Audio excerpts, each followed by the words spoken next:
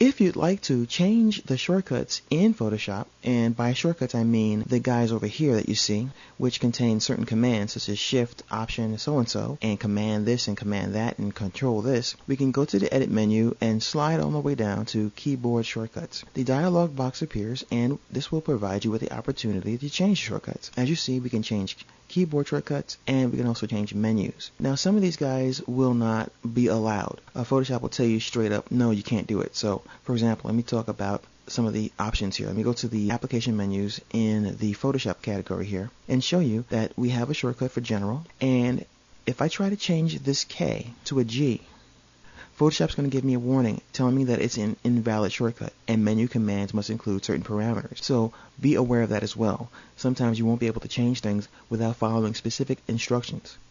Let's now move over to Tools. As you see here, we have on the left hand side Tool Palette Commands as well as the shortcuts associated with them by default. Now let's say that we don't want the elliptical marquee tool to have an M. We want to change it to an E. Well, go ahead and click on the tool, and then you can type your own letter here. Now, I already know that this is already taken by Photoshop, and it's going to give me a warning down here. So I'm going to type an E, and there you go. The shortcut E is already in use and will be removed from the Eraser tool, Background Eraser tool, and the Magic Eraser tool if accepted. What that simply means is Photoshop has already given E to these tools. So if you try to press E to get the eraser tool, it's not going to work. You have to reassign another shortcut key or just live without it. So I'm going to accept that. And let's say I really don't want to do that. I can either do the same thing backwards and make it this M, or I can simply click Undo.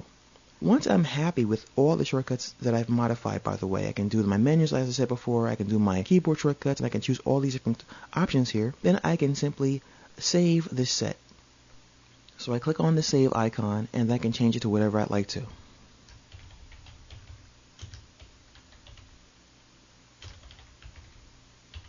Okay, so I can say Hunter Key Shortcuts, and then as you see here, it goes into a certain folder. Let me move this up for you. It goes into the Adobe Photoshop CS3 Presets Keyboard Shortcuts. So once again, I have my Hunter Key Shortcuts, and I can save that, and I can send that to my friends in an email or anybody that's working on a project with me, or anybody that I'd like to. I can also likewise load keyboard shortcuts the same exact way. Now, a cool thing about this is that you can try to match shortcuts in a similar application. So let me give you an example. I use Lightwave 3D and I also use ZBrush. Now both tools have similar functions, but not really. So I know that the tools that I use most, such as Rotate, Scale, and Move, I want to match so that when I'm in Lightwave and I'm in ZBrush, I can press the same exact keys to perform the same operations. So every once in a while, when I'm working in an application that has similar functions, I will try to match the shortcuts that way. So if you use Photoshop in conjunction with InDesign or any other application, and there are certain keyboard shortcuts that you're very familiar with and very comfortable with, so you can get the applications to work in the way you're most comfortable with. Once you're finished, click OK, and the keyboard shortcuts will either be saved, or if you click Cancel, they won't be saved at all. So once again,